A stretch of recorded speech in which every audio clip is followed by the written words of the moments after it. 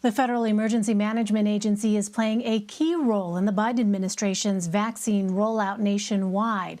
In an exclusive interview, FEMA's new administrator, Deanne Criswell, spoke with CBS News' Nicole Sganga about the distribution efforts and what's next on the agency's agenda.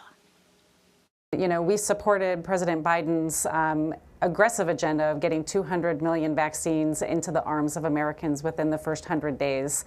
You know, we are now pivoting some of our strategies from these mass vaccination sites to get into this kind of hub and spoke model where we can get to those more targeted areas where it's harder for people to get those vaccines.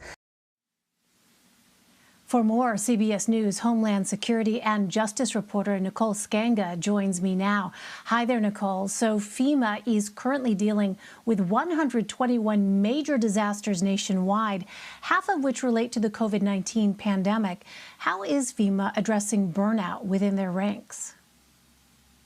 Hi, Elaine. Well, yeah, 54 of those 121 major disasters that FEMA is responding to are COVID-19 related. And get this, 74% of the disaster agency's emergency management is currently deployed on the ground.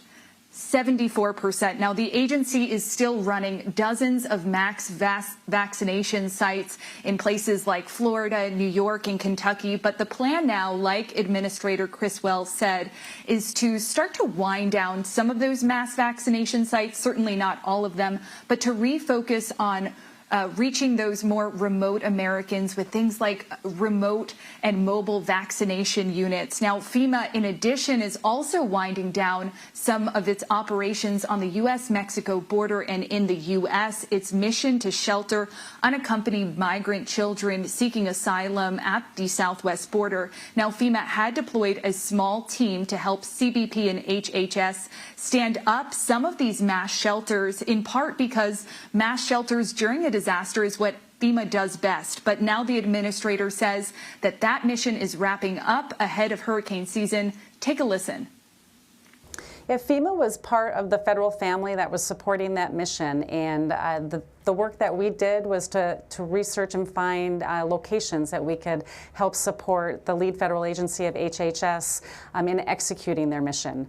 Our role in that mission is winding down so we can reset our personnel and get ready for hurricane season, but we will be ready to pivot as needed if we needed to step in and help again. Nicole, we are on the verge of hurricane season, which comes after a historic one last year. How is climate change part of the agency's planning? Well, Elaine, Administrator Criswell told me that there is no question that both the number of natural disasters and its severity of disasters across the country have been impacted by climate change. And that means that this agency is focused on risk reduction.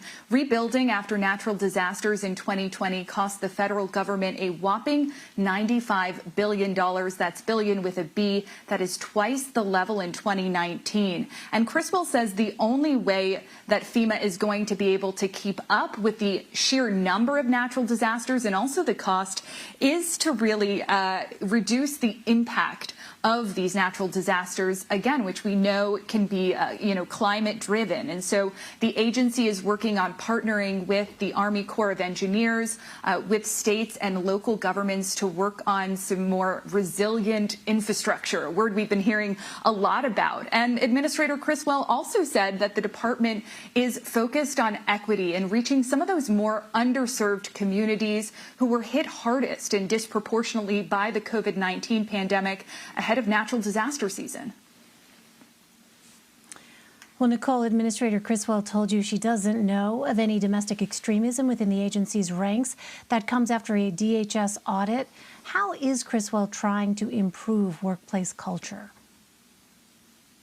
Yeah, that's right, Elaine, and that's significant because FEMA has more than 21,000 personnel as part of its disaster agency, and while it has not found evidence of any sort of domestic violent extremism in its ranks, it has heard complaints and criticism from some employees who accuse it of having a toxic work environment. In fact, an outside audit released in December of 2020 by Rand Corporation revealed more than a quarter of FEMA employees surveyed said that they were harassed or discriminated against based on their gender or race. And so that is top of mind, not only for FEMA, but for the Department of Homeland Security, which has been aggressive in its push for equity, diversity, and inclusion across the board.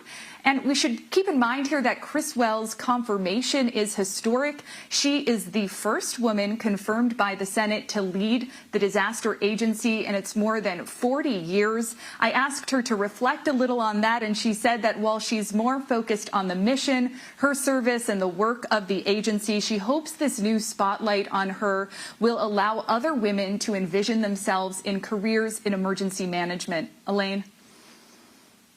All right, Nicole Sganga for us. Nicole, thank you. Thank you.